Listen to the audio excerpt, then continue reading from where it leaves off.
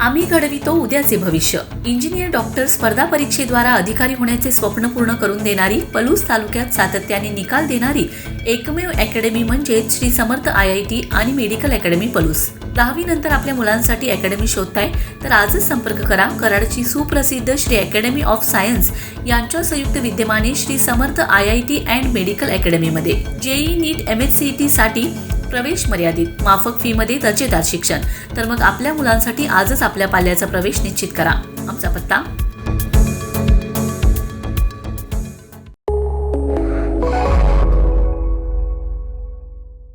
नमस्कार, मी मयुरी आणि आपण पाहत आहात 7 स्टार न्यूज.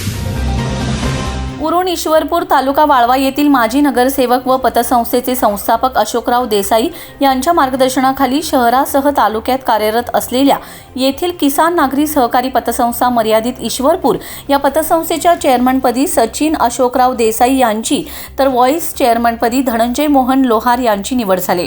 पतसंस्थेच्या कार्यालयात निवडणूक निर्णय अधिकारी SJ साळवी यांच्या अध्यक्षतेखाली नूतन संचालक मंडळांची निवडणूक सभा संपन्न झाली.